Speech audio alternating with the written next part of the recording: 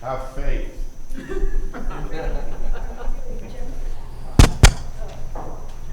There we go. We are on question, oh, that sounds a lot better too. I don't have to talk so loud. Question 3. We kind of went through it, then I had a bunch of errors on it, so I repaired it, and we're looking at that just at the beginning here tonight. So, what a beautiful day we had today. This time next week it'll be March. I just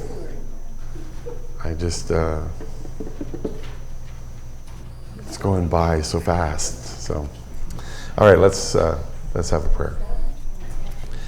Our Father in heaven, thank you so very much for the good day. We're thankful for the safe arrival of everyone here tonight, and we pray, Father, that you will be with us as we study. Help us to understand and appreciate what you've left behind for us, the information that's so important and faith-building. Help us to make it a part of our hearts and minds so we can share it with others. Please be with those that are away from us because of travel or health. And we pray your presence with us is our prayer in Jesus' name. Amen.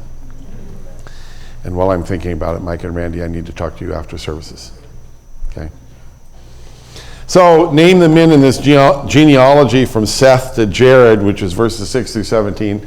I had these up there last week. Seth lived to be 105. He had Enosh and lived 807 more years with sons and daughters, and he died at 912. Enosh lived 90 years and had Kenan and lived 815 more years with sons and daughters, and he lived to be 905. Kenan lived to be 70, and I told you last week that kind of hit me right between the eyes because I'm 70 this year, so I can't imagine having my first child this year. And he had Mahalalel and lived 840 more years with sons and daughters, so he lived to 910. Mahalalel lived to 65 and had Jared and lived 830 more years with sons and daughters. And then Jared lived to be 162 and had Enoch and lived 800 more years with sons and daughters. Second longest old living person that we have record of, 962.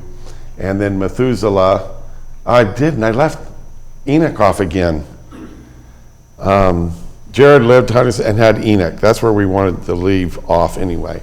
I don't want to look at the rest of that there. So Jared lived to be 162 and had Enoch. So next question.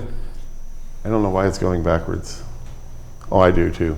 I'm pushing the backwards button. So what do we know about Jared's son from verses 18 through 24 and maybe other places? What was Jared's son's name? Enoch. So he was Enoch, and Enoch was 65, and who was his son? Not Jared. Whoopsie. I've been on cold medicine. No, I can't even use that example because I don't take cold medicine. Enoch had Methuselah. Thank you for making the face, Michelle, because you said, I don't think that's right. And this is where the pattern skips. He lived 300 more years and had sons and daughters, but we have no record of Enoch dying in this genealogy. But it does say that he did what? He walked with God. And in fact, I didn't notice this before. I noticed it on another one. I'm guessing I'll have to look at that. In fact, somebody that can get the Hebrew for verse 24, chapter 5, verse 24. My translation says he walked faithfully with God. That's the same thing that was said about Noah in chapter 6 and verse 9. The word faithfully isn't in the text. It's a opportunity, I guess, for the translators or the people who put together the NIV to put a word in there. We don't need that. If you're walking with God, what do I know? Mine says God took him. No, we're still on walking with God. We're not at the end of that yet. If you're walking with God, I know you're walking faithfully. Otherwise, you're not going to be walking with him. So it's like it's redundant. We don't need that. Did somebody look it up for me? Yes, what are you asking for? In chapter 5, 24. in verse 24, in the Hebrew, it should say Enoch walked with God, period. Walked Enoch with God in those. Yes, no faithfully. Yeah. In my Bible, I've already edited it in chapter 9. I just put a line right through faithfully because it's not in there. So, pardon me? Get a better translation. New American Standard. Yes. ESV. Yes. I know, the New American Standard Bible is just absolutely just spot on for translation. It gets a little woody sometimes because it's so accurate, and so I have to find ways back and forth. And I don't ever run across anybody that I'm trying to teach that has a New American Standard Bible. They have an NIV, so I try to teach them with what they have. Mike? Question, can you explain King James 24 and Enoch walked with God Yes? and he was not, for God took him. Yes. So that don't make sense to me. He didn't exist. He wasn't. I'll give you the story that always tears me up. That was in the Bible class, and some little kid, or the teacher said, "What does that mean? That it says that Enoch was not?" And the little child said, "God and Enoch were walking together one day, and God said, Enoch, we're closer to my house than yours. You just come go home with me." And I love that. And so he went out there, he was there, and then he wasn't. He was no more. And so at age 365, he was no longer found because God took him. Now, Enoch is mentioned 2 more times. In 1 Chronicles chapter 1, in the genealogy that's there that leads up to David and his family and all that. And he's also found in Luke, the 3rd chapter, which is the genealogy of Christ. So he's mentioned there. And I know for sure that he did not die. Somebody turn to Hebrews chapter 11 and verse 5. And read it for me. Okay, go ahead, Will.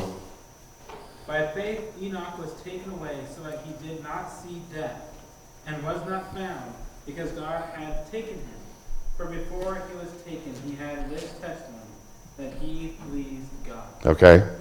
So again, I don't have to have faithfully in there, because it's not necessary. He's pleasing God, and he didn't die. He did not see death. There's only 2 people that didn't see death. It's Enoch and Elijah. They're the only ones. And so we saw that he walked with God in Genesis. Here we're told that he was commended in Hebrews 11. He was commended as one who pleased God. And we also know from Jude verse 14 that Enoch was a prophet because Jude applied it to the ungodly people of his time, what Enoch had said. So things are starting to get dicey in the world of Enoch, and God pulled him out of there. Anything else anybody wants to add or ask about Enoch? All right, let's see if I got this right. Who are the men in the genealogy from Enoch to Noah? So Enoch did what? Okay, so he had Methuselah after when he was 65. He lived 300 more years with sons and daughters. So his total is 365. And then what about his son? Okay, Methuselah lived to be 187 when he had his first child and had Lamech. He lived another 782 years after that with sons and daughters. And so he's going to live to be 969. And then Lamech lived to 182 years. and had Noah and lived 595 more years with sons and daughters and died at age 777.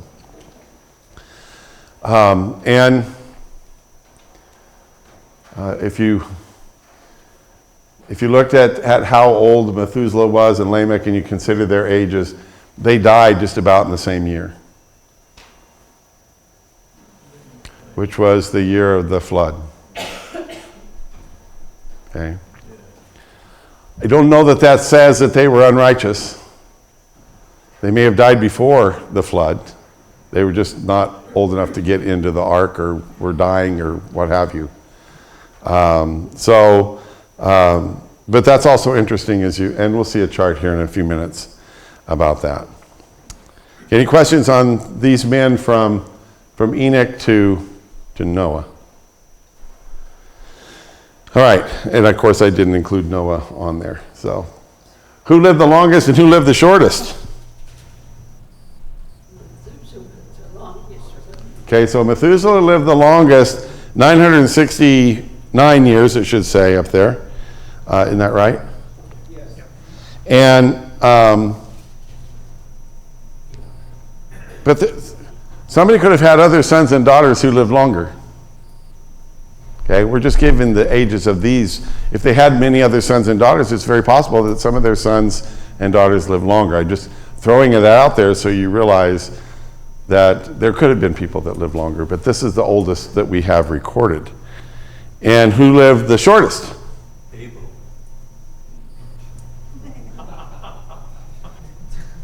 All right. You've been waiting for this class for 3 weeks, haven't you? I'm going to put that in my answer here. So let me ask you, how old was he? Younger than everybody else. Huh? Younger than everybody else. I don't know. I'm going to put a question mark after Abel because I don't know how old he was. I don't know how old Cain was. I don't know how many hundreds of years passed before Seth was born. Well, it says Adam was 130 when he had Seth. Oh, yes, okay. I'll take the question mark off. I love it when there's a room full of smart people. So, it's right, Abel. But in this record of genealogy, and I'll change that question when I teach this again in 15 years, who lived the shortest? Enoch. 365 years. We don't know that. Well, there may have been sons and daughters that lived less. But the ones that, the ages that are given here, he's the shortest. Okay. Of those who lived and died, it's Lamech, who lived and then died at the age of 777. So let me put those up there. And I'm sorry, Larry, I couldn't get Abel up there quick enough. So there we go. That's a good. I'm proud of you for coming up with that. That's pretty good. All right. Any other comments on that? Why do you think those numbers were given? I think it helps us to date the events. I mean, so when we look at Lamech and we look at Methuselah and we can say, okay, they died within a year or so of each other. And then then the flood comes along, and so we can guess that that's probably they died just before or in the flood even. Again, it's not. There's people in genealogies, even the genealogy of Jesus, that weren't righteous people. So we're not having to assume that these guys are all godly people. In fact, the next one that we're going to be looking at is, well, we'll talk about that in a minute. But what does the name of the son of Lamech mean? What's his name? Noah. What does it mean? Rest from our labors. Okay, rest or comfort. Actually in the Greek it's spelled N-O-E. And in some way, Noah comforted his family, either in their labor or in the painful toil of their hands or whatever it was. Noah was a comfort. Noah provided rest in some way for them.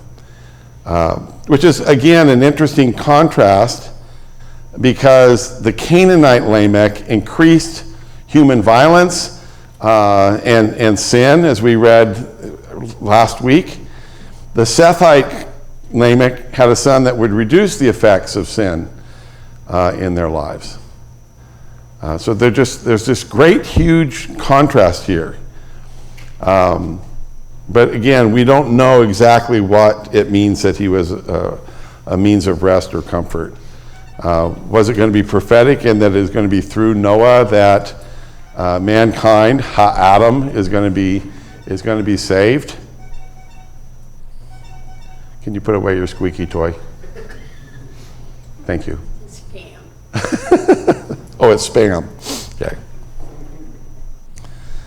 All right. Any other questions on Noah? Yes. I know I missed it, but this was on Enoch.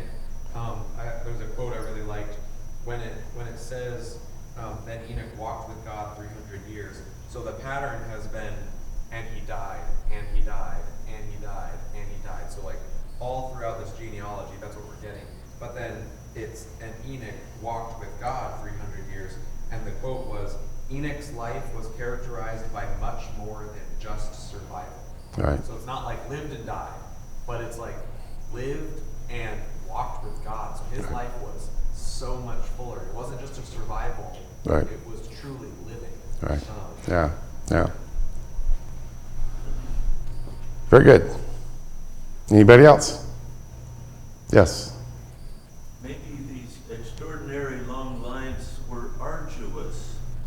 So after Noah, nobody lived to be extremely old. Right. Right. Yeah, I think that there's some major changes there. Somebody will say, well, God said in verse 3 of chapter 6, their days will be 120 years. But Abraham, Isaac, Jacob, all lived beyond those years. So I think that that's probably a statement that God's going to bring the flood in 120 years. He's going to wait 120 years and then he's going to bring the end. It's not talking about how old people are going to be, but how long God is going to wait to do that. But and I'm sure we'll see that. So the next question is how much time approximately is spanned from Adam to Noah? And so I have this chart that none can see unless you're sitting up here. That's a kind of an incentive. But you can see that here's Adam and then 930. At the end of Seth's life, it was 1,042, 1140, 2235, 1290, 1422. Enoch is back here at 987. And then Methuselah, 1656, and Lamech, 1651. So right around 5 years there. And then, of course, you put Noah out this way. And this red line here represents the flood. Yes, Jonathan. So, according to that chart, Adam would have still been alive when Noah's father was Yes. Yes. Yeah. It's very interesting, isn't it? 'Cause we don't generally think of that. They died. Okay, now we're on to the next generation. And I don't know, is Lamech, so that would be Lamech's second to the bottom. grand, great, 1, 2, 3, 4, 5, 6, 7, 8? Eighth great grandfather? God didn't die that much longer. Adam and Enoch were alive at the same time, and Adam just died a little bit before Enoch was Yeah. born. It's interesting to see that. So approximately from the fall, which I think when you see from Adam, that we're not talking about from the day of his creation, that's giving his age. I think it's giving his age from the time that they were kicked out of the garden and began to die. And so Adam's life outside of Eden to Noah was 1,056 years. And you would then add 600 years to get the 1656 that the flood would be. So it's just when you start looking, and again, I'm assuming that we're having father, son, father, son, father, son, and that we're not skipping generations. In other words, we're not looking at somebody's grandson as being the one that's given birth to. That's a possibility, but the way that we have it here is, I think, correct. So how, somebody have a question? Yes? Even if it was skipping generations, it still gives the age of the one at the birth of the other. Right. And so the timeline stays the same regardless Right. of if there's And how old they were when they died. Right. So how old was Noah when his sons were born? Or, well, first let's answer that question. Approximately, well, I gave you that right there. Here we go. So he's 500. That's a general date because Seth is going to turn, according to, I think it's the 9th chapter, no, 10th chapter. Seth is going to turn 100 2 years after, or Shem is going to turn 100 2 years after the flood. And so that doesn't work out for them all three to have been born when he was 500 years old. They're not triplets. Okay, they weren't all born at the same time. Shem is going to turn, as I said, 100 2 years after the flood. Japheth is thought to be the oldest. Let's go over to chapter 10 and verse 21 of Genesis. And who has, I'll read, or somebody can read one, I need it read out of the NIV and it read out of the ESV. So who has 10:21 in the NIV? Okay, Leroy? Listen to what it says here real carefully. It says, sons were also born to Shem, whose older brother was Japheth. Shem was the ancestor of all the sons of Eber. Okay, so sons were born to Japheth, who was, the elder brother. Born to Shem. Yeah. The older brother was Japheth. okay, so his older brother was Japheth. So you have ESV, Jonathan? Yeah. To Shem also, the father of all the children of Eber, the elder brother of Japheth, children were born. Okay, the older brother of Japheth. Yeah, father. So the ESV says Shem is the older brother of Japheth. The NIV says that Japheth is the older brother of Shem. So which one is it? See that? And that's really a controversial thing. The 11th chapter and verse 10 says that this is the account of Shem's family line. 2 years after the flood, when Shem was 100 years old, he became the father of Arphaxad. And so that would mean then if he's 100 years old 2 years after the flood, that means he was born when Noah was 502. Okay? Which if anybody was born at 500, it would have to be Japheth.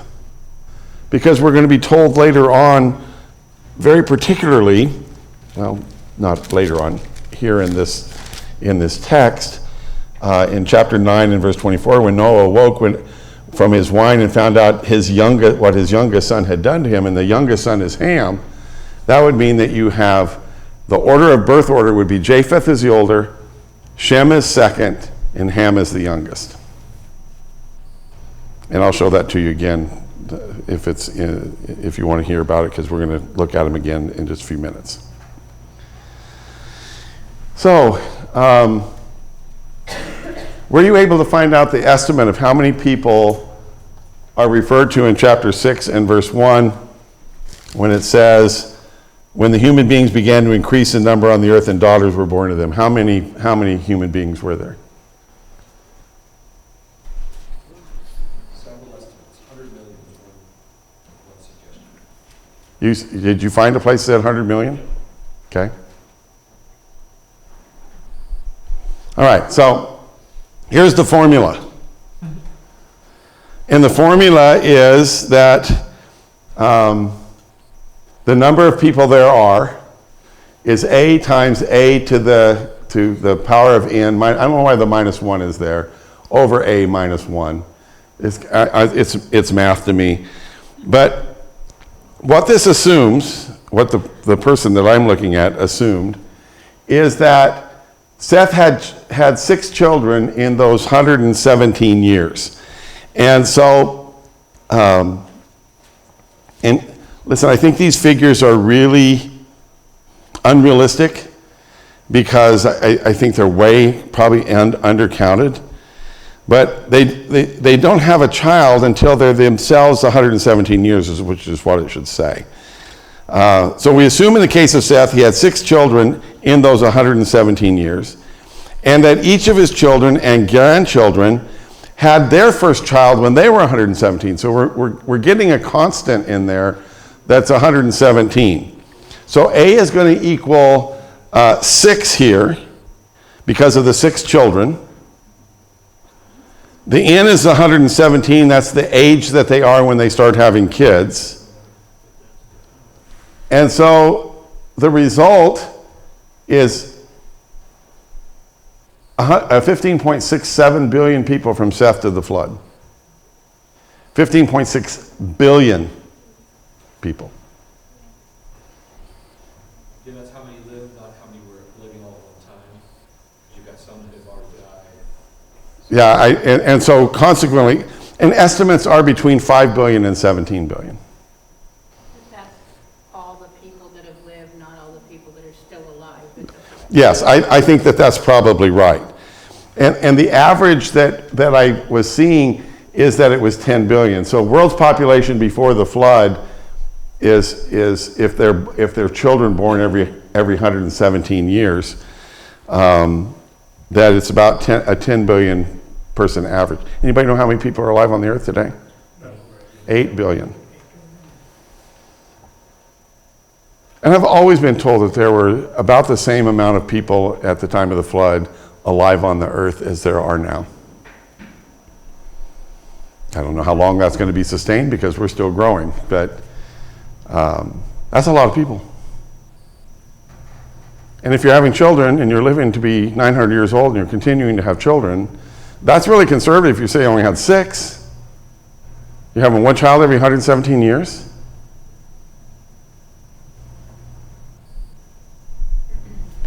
Dave, Yes. I was, The math master speaks. Go ahead. no, Oh, I did something similar though, because I saw something that prompted it, where, if a generation is like every 25 years, right.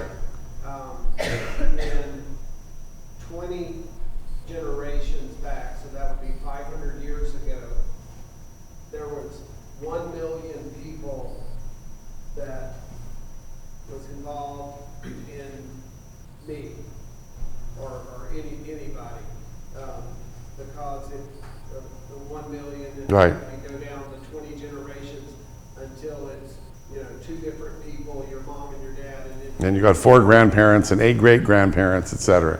But 20 generations back, which would be 500 years ago, 1 million people started the process to where each of us was, To winnow it down to you. yeah. 100 million people gave their all for Tim to be among us. But that works out mathematically. The difference is that our generations aren't 25. The youngest person to have a child that we have record of was 66. But then we're living 700, 800, 900 years. And I don't know what the fertility of those people were, how old, when they were too old to bear children anymore. Yes? Well, there's a lot of infrastructure today that goes into supporting 8 million people. But obviously we don't know what it was like, but they didn't have the same technology and infrastructure Right. that we do today. So like, I don't know, I guess this is affirming in that people might say like, how could there possibly be, like how could the Bible be true and a young earth and all Right. these kinds of things? Well, this affirms that at least it's possible that we could have the populations that we do today, even with that short of a time span. Right. And that sort of thing. But I mean, that seems like exorbitant. Right. So this is more just like a mental exercise, right? Right. Well, and this is also pre-flood. This is pre the changing of the continents, and we're basically, we have industry because we have Lamex kids that are making music, and you have to have leisure time to make music. So there's got to be some sort of ability to rest and relax. So they're not living hand to mouth. But you have people that are raising herds. You have people that are living in tents. You have people that are industrious. You have people building cities. Now we know why they're building cities, because there's so many people. Yes, go ahead. I mean, it's still a very large number, but I imagine there was a high percentage of mortality as well. Like if Cain killed Abel, and we know that there was a lot of sin in the world, there could be a lot of people Right. sickness and injury Right. and stuff. That's why I'm willing to almost cut that number in half, but we still have just about the same amount of people as we have today. Which is amazing considering Bill Gates tells us we're overpopulated. Yes, yeah. And yet with Bill Gates needs to, technology, he needs to take a road trip across the United States and see how much open space there is. Yeah. We are overpopulated in cities. I just shared that with you because I just thought it was interesting. And it causes us to pause and think. Because when God got tired of how bad it wasn't just a few people. And so you have all of these billions of people, and how many are going to be saved? 8. Yes. Well, in chapter 6, verse 13, it says the earth was filled with violence. Yeah. It would not be surprising if quite a few people died rather young. Yeah. Again, that's why I'm willing to cut the number in half. Jonathan? Also, it calls to mind the destruction of Sodom and Gomorrah, and Abraham asking if there were 10 righteous Right. people, would you save the city? Yeah. And for 10 he would, but I'm hearing for 8 he wouldn't. All right. Well, he saved the 8. He said, yeah. And then for all those years that Noah's building the ark, he's trying to Yeah. teach people and get them to repent. Tim?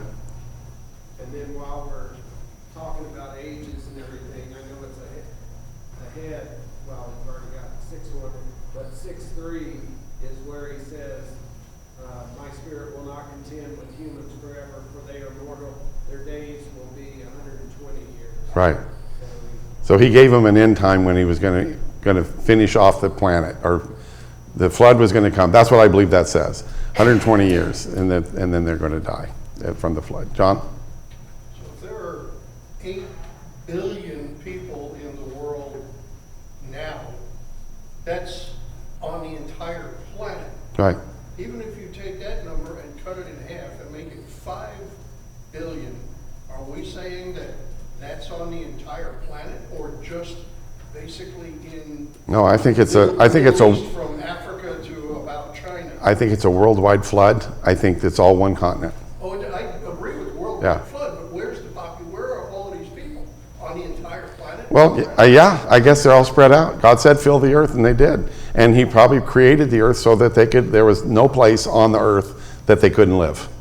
I think that's another assumption that's made by a lot of folks, is that most, if not all, of the population at the time of the flood was located in and around the Fertile Crescent. Right. And Which didn't Africa to China. exist at the time of the flood. Fertile Crescent didn't exist until after Right. the flood. Well, I'm just talking about that area. Yeah. I mean, how tall is Everest? 26,000. 20 what? 26,000. Yeah. The flood waters didn't go that high. There were no mountains like that, because that's what was created by the continent shifting and stuff being shoved up in the air. It's less than that. Yes, Rachel? I was just curious, what's the Fertile Crescent? Fertile Crescent is that little, if you look at, you have a Bible map in your back of your Bible? If you look at the Old Testament land, you'll see a green line that goes from Babylon through the Tigris and Euphrates rivers and comes down through Israel, because you got the Arabian desert here. It's going to come down like this and switch around. So there's this green crescent-shaped area that's well watered, and people that wanted to get from one place to the other usually came through that direction. And it came right through Israel, or Canaan. Isn't the Fertile Crescent also referred to as the cradle of humanity? Because people had to live on the rivers. Yeah, well, yeah, because they lived on where there was water, fresh water. But yeah, so Eden is thought to be over somewhere in Babylon, where the Tigris and Euphrates, and down in that area. Okay. So Dan, Yes. the years were not comparable to it, but we know it's a year, right? I Days in a year. I assume they were. I don't think that the Earth is still making the same distance around the sun. Still evening and morning, 24-hour day.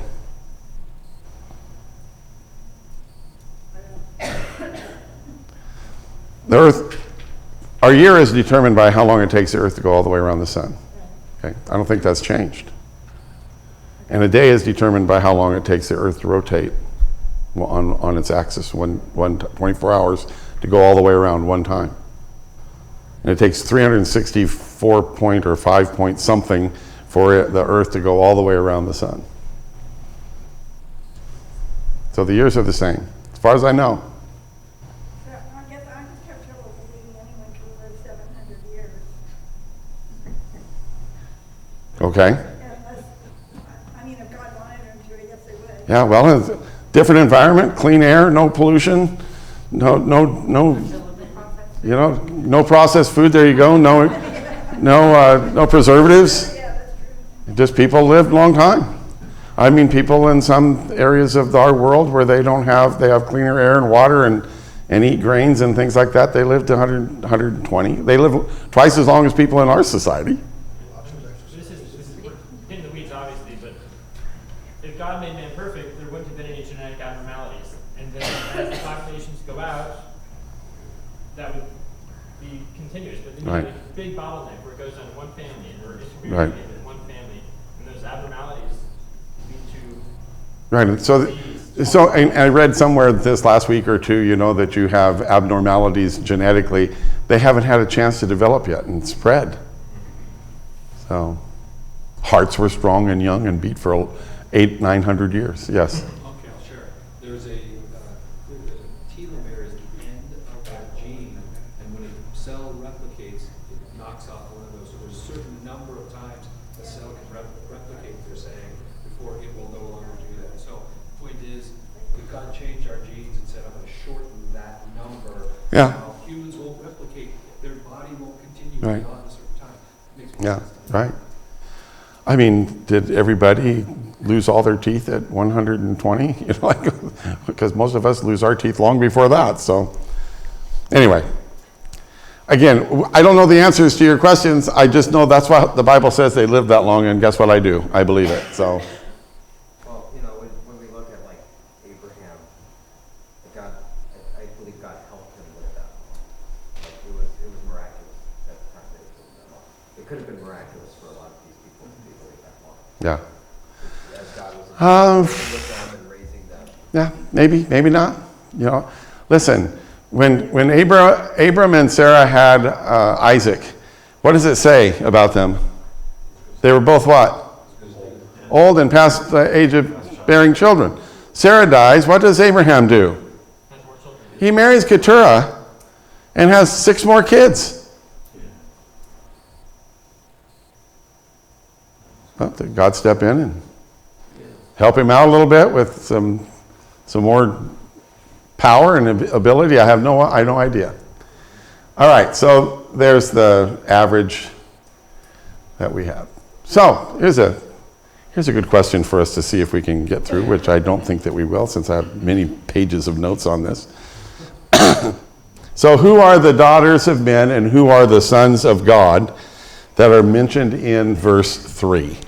And there it says, it shouldn't be verse 3, verse 4 or 2. That's verse 2.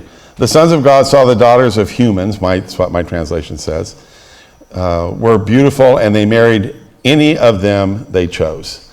So we have the sons of God and the daughters of men. And listen, I assume that the first readers of Moses report here on the early, that they knew what Moses was talking about. I'll assume that. We're less than certain today. And usually when there's uncertainty, people fill the void. You know, they want to fill the void in with what's going on.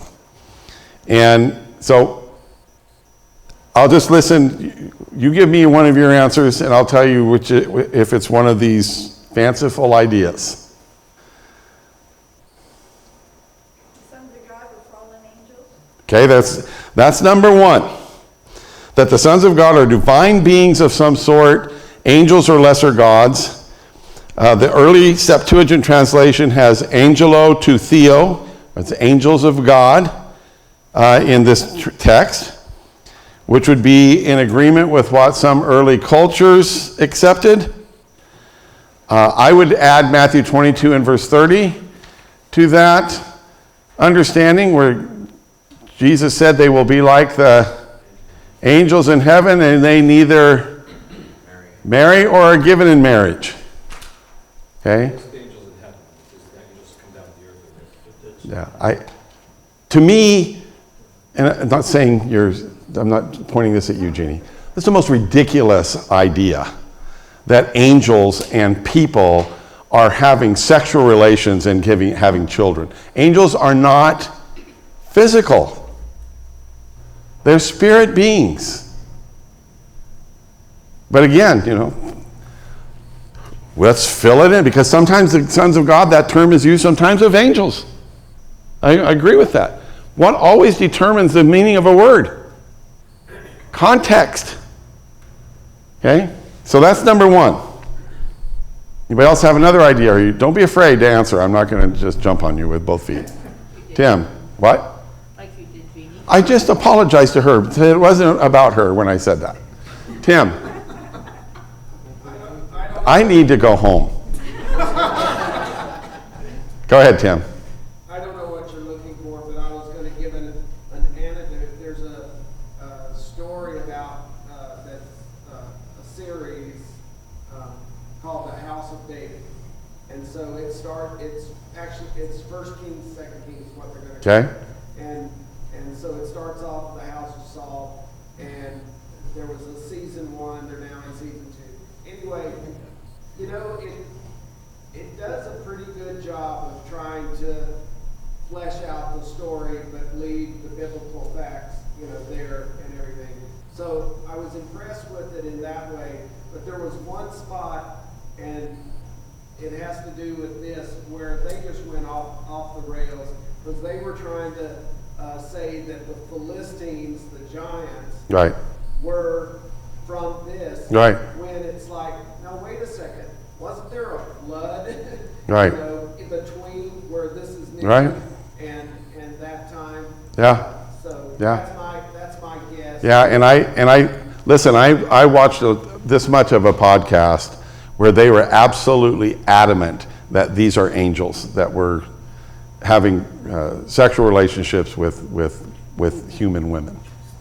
And I just couldn't listen to it anymore, because it's just My guess is the Philistines came. okay. That's probably pretty close. Some people say that the sons of God are dynastic rulers. So they're like kings. But as far as I know in the Hebrew Bible, kings are never called sons of God. It's not used. And it says that they took wives, which would imply abduction and not marriage. Kind of like what Abimelech did with Sarah. So that leaves, so there's the sons of God are angelic or divine beings. It'd be like Hercules, who was a demigod. Okay, he's a product of a god and a human. Sons of God are dynastic rulers. This is what I think it is. The sons of God are the line of Seth. The daughters of men would be everybody else. And Cain's line. And so they're intermarrying between them. Ross? Well, go ahead and finish. No, we're just about done. I'll have to go through this again next week with my head on straight, so.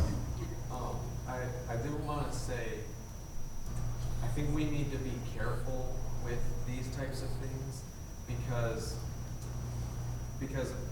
Genesis was not written as like a history textbook or a science textbook Right. or anything like that. And people do have so many ideas, and especially with people who are young in faith, who a lot of this stuff is going to sound crazy anyway, Right. no matter how you slice it. Like creation and the flood and all of that is going to sound pretty mythical no matter what. Right. And so I think we have to be really careful, and I'm not saying you're doing this or any of us are doing this, but if we like pound that it must be this one way, Right. I think we can really quench people's burgeoning faith. And I think people have to be, I think we have to be willing to let people take any three of these and be okay with it, because we're not given the answer. So I Right. can't be certain it's Right. 1, 2, or 3. And I think faith in Jesus is so much stronger than faith in who the sons of God in Genesis Right. 6:2 Right. is.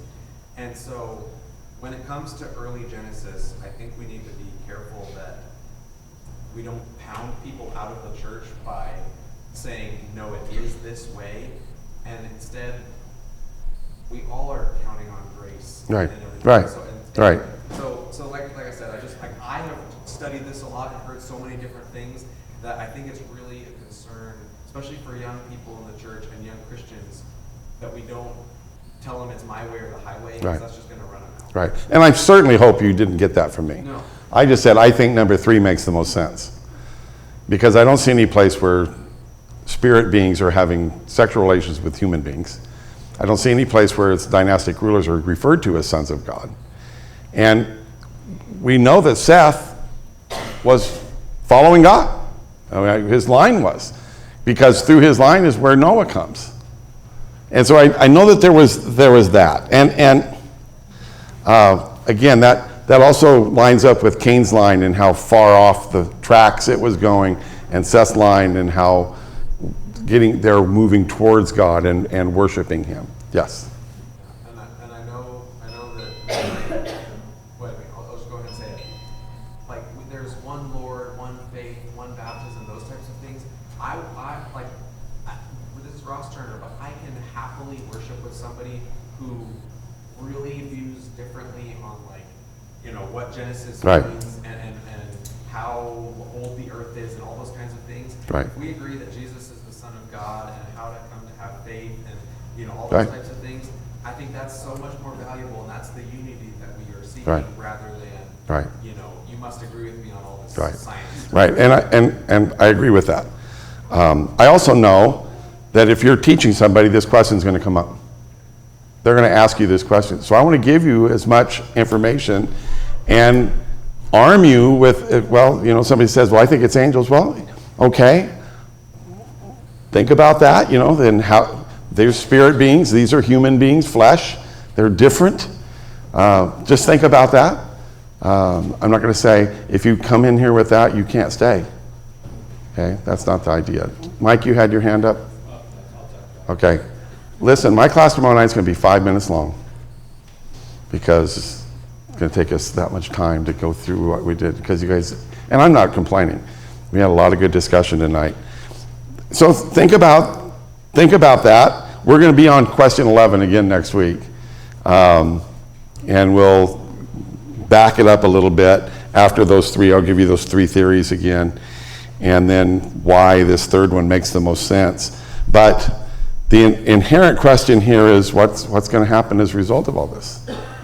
This inner mingling of the sons of God and the daughters of men. Okay? All right.